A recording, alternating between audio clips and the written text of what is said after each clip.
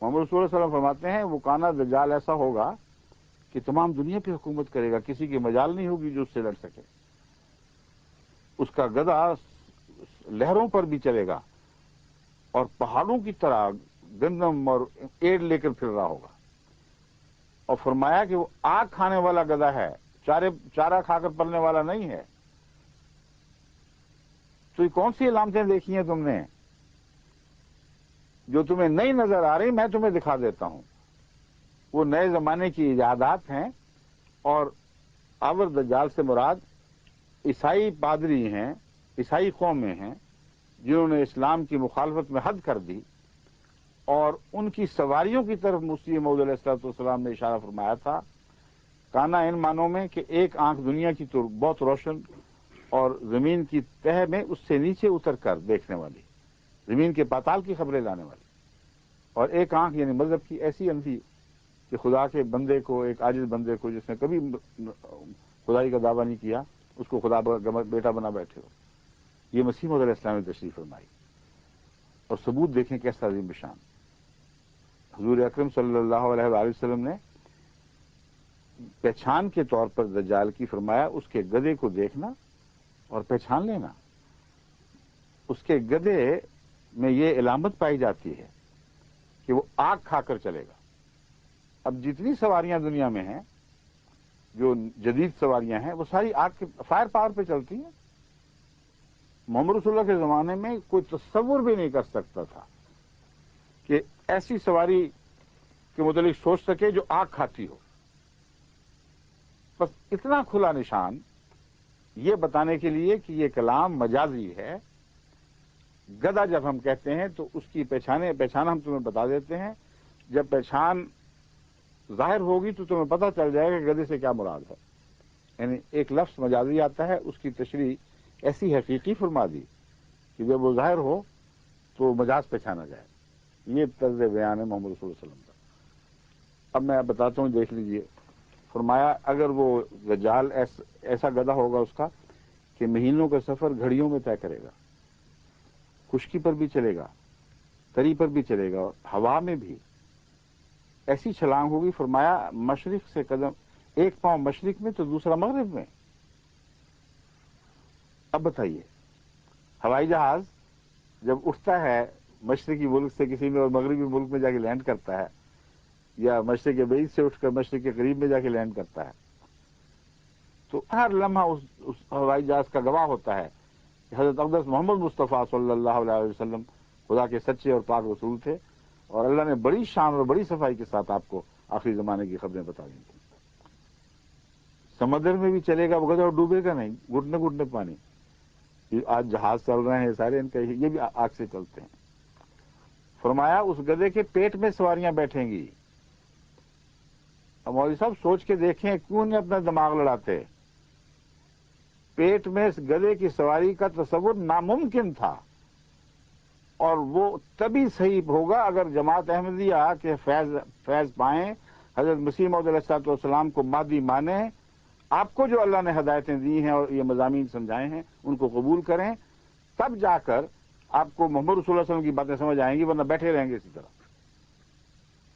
بس حضرت صلی اللہ علیہ وسلم نے جب گدھے کا یہ نقشہ کھینچ دیا اور پھر دجال کو ایک دیو قامت بلند انسان دکھایا، تو ہم نے تو مہدی سے فیض پا کر اس کے مضامین کو سمجھ لیا. مگر آپ ظاہر پرست مولوی ہیں، آپ کہتے ہیں لفظاً ہمیں یہی دکھاؤ. تو پھر ظاہر پرستی چھوڑ کر وہ جس پر یہ اطلاق نہیں پا رہا اس کو دجال کہنے کا تمہیں کیا حق ہے؟ ظاہر پرستی کرنی ہے تو چمٹے رہو اس ظاہر پرستی کو.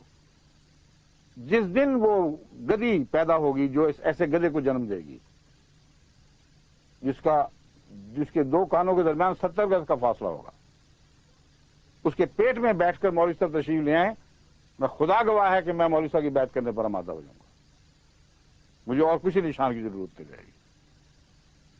لیکن خدا گواہ ہے کہ نسلن بعد نسل مولوی مرتا چلا جائے اور گدیاں مرتی چلی جائیں، نہ وہ مولوی پیدا ہوگا جو ایسی گدی کا درشن کر سکے، نہ وہ گدی پیدا ہوگی جو ایسا بچہ دے جو ظاہری طور پر ان علامات کا حامل ہو جو مولوی صاحب لیے بیٹھے ہیں پلے سے باندھ کر، اور ظاہر پرست ہونے کی وجہ سے کہہ رہے ہیں کہ یہ پیدا ہوگا پھر مسیح اترے گا۔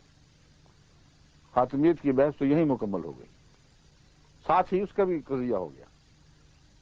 وجہ یہ ہے کہ مولوی صاحب امت کو دھوکہ دے رہے ہیں کہ کوئی آئے گا۔ اصل پیغام ہے کسی نے نہیں آنا، چھٹی کرو، ہم ہی ہیں، بس ہم سے ہی گزارا کرنا ہوگا اب ساری عمر۔ کیونکہ تم سے گزارا کرتے کرتے تو اس حال کو پہنچے ہیں، اور تم سے کتنا گزارا کریں؟ 1400 سال میں تم نے امت کا یہ حال بنا دیا ہے، فرقوں پر فرقوں میں تقسیم کر دیا، کفر پر کفر کے فتوے جاری کیے، اور اخلاقاً یہ بنا کے رکھ دیا ہے، اور کہتے ہو کہ جب تک وہ گدھا نہیں آئے گا مسیح نے آنا نہیں، کیونکہ اس نے اس دجال کو قتل کرنے آنا ہے۔ تو کہاں گیا وہ مسیح؟ کیسے اتارو گے اس کو؟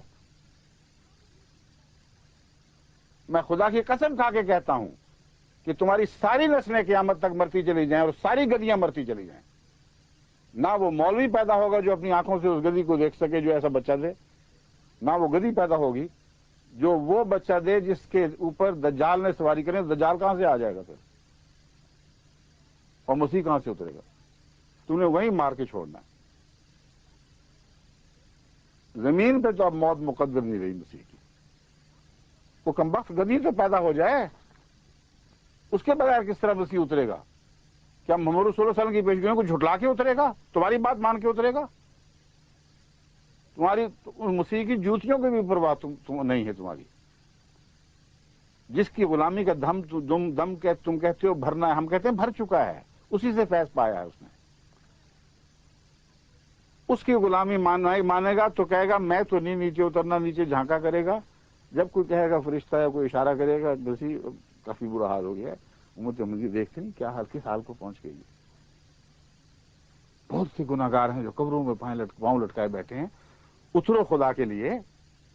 بعد میں کیا کرو گے جب سب ختم ہو چکے ہوں گے؟ تو مسیح جھانکے گا، کہے گا مجھے تو کوئی گدھا نظر نہیں آ رہا، اتنا بڑا، اتنا شان و شوکت کا، اور نہ وہ کانا دکھائی دے رہے، تو مجھے دکھاؤ تو صحیح، میں محمد رسول اللہ کی بات مانوں یا تمہاری بات مانوں؟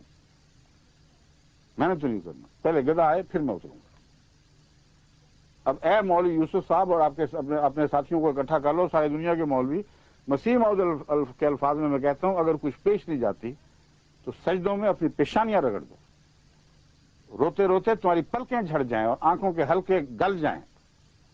خدا گواہ ہے کہ تم ظاہر پرستوں نے جو محمد رسول اللہ علیہ وسلم کی حدیثوں کو حلیہ بنایا ہوا ہے، اس حلیے کے ساتھ تم کبھی کسی کو آتا نہیں دیکھو۔ اس لیے عملاً تم نے خاتمیت کا معنی اور بھی زیادہ وسیع کیا ہوا ہے اپنی طرف سے۔ امت کو دھوکہ دے رہے ہو، بیچاروں کو سمجھا رہے ہو کہ کچھ آئے گا۔ وہ بھوکے مر گئے بچے، ان کی مائیں، جس طرح عمر کے زمانے میں ایک ماں نے اس میں پانی ابلتے ہوئے پانی میں پتھر ڈالے ہوئے تھے، وہ پانی ابلتا تھا تو پتھروں میں آواز پیدا ہوتی تھی۔ بھوکے غریب ماں کے بچے سمجھتے تھے کہ کچھ اس میں پکڑا ہے، ان کو وہ سہارا بتا رہی تھی کہ دیکھو دیکھو ابھی ہنڈیا پک جائے گی تو میں تمہیں کچھ کھلاؤں گی۔ روتے پیٹتے بھوک سے اسی طرح وہ سو گئے۔ ان کے لیے تو ایک عمر آ گیا تھا۔ تم کس عمر کو لاؤ گے جو تمہارے جھوٹ سے امت کو نجات بخشے گے؟ خالی ہنڈیا پکا رہے ہو، کوئی معاہدہ اب تمہارے نزدیک اس امت کے لیے نہیں رہا۔ مسیح ایسا گیا ہے کہ اس کے آنے کی راہ میں وہ دجال اور اس کا گدھا کھڑا ہو گیا جو تمہارے نزدیک اس طرح آنا ہے، اب آ ہی نہیں سکتا۔ زمانے کے رنگ بدل گئے، دجال ظاہر ہو گیا، دنیا پر فتح مند ہو گیا، وہ سواریاں نکل آئیں، مگر تمہیں دکھائی نہ دیں کیونکہ تم ظاہر پرست ہو چکے تھے۔ اس لیے امت کو اب کیا دھوکے دیتے ہو؟ کیوں کہتے ہو کہ کوئی آ جائے گا؟ کوئی نہیں آئے گا۔ اس لیے فیض یا تو فیض کی زبان میں کہو کہ گل کرو شمع بڑھا دو میامین آیا، اپنے بے خواب کے والوں کو مکفل کر لو، اب یہاں کوئی نہیں آئے گا، سب رستے بند ہیں۔ آئے گا تو دجال، آئیں گے تو مولوی۔ کہہ دو امت کو کہ ہم سے گزارا کرنا سیکھو، ہمارے خلاف مضمون جو آئے دن لکھتے رہتے ہو کہ ہم لوگ کیا ہیں، اب خدا کا خوف کرو، تم نے ہمارے ہاتھوں میں مرنا، ہمارے ہاتھوں میں جینا ہے۔ اب یہ مقدر ہو چکا کہ قیامت تک جب ہم سے ہی پلہ پڑنا ہے تو صلح کر لو، جو ہم کہتے ہیں وہاں سے چلے جاؤ۔ یہ پیغام ہے تمہارا حقیقی پیغام، اور ہر صاحب فہم جو میری بات کو سن رہا ہے وہ گواہ ہو جائے گا کہ ہاں یہی پیغام ہے ملا کا، اس کے سوا کوئی پیغام نہیں۔